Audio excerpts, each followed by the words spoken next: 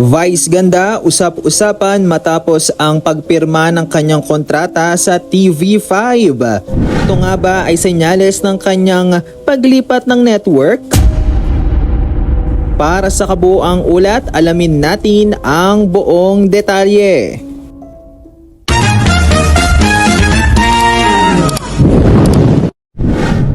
Gulat at haka-haka ang umalimpuyo sa social media matapos pumutok ang balitang pumirma ng kontrata ang unkabogable star na si Vice Ganda sa MediaQuest Holdings Incorporated, ang kumpanya sa likod ng TV5. Agad na naging maugong ang mga espekulasyon ng mga netizens na tuluyan na umano itong magpapaalam sa ABS-CBN at sa kanyang minamahal na noontime show na It's Showtime upang lumipat sa kapatid network.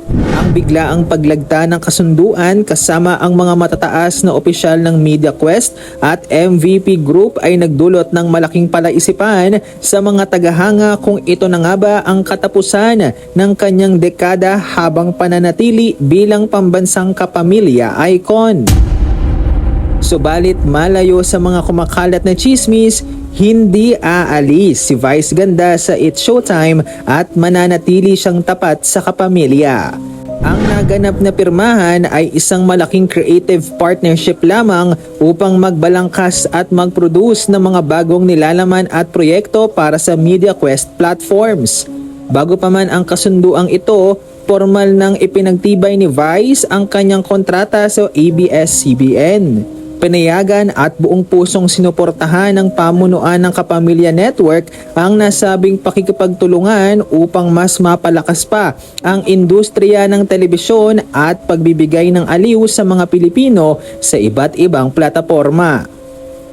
Kayo, mga ka-Showtime at netizens, ano ang masasabi nyo sa panibagong hakbang na ito ni Meme Vice para sa kanyang karera?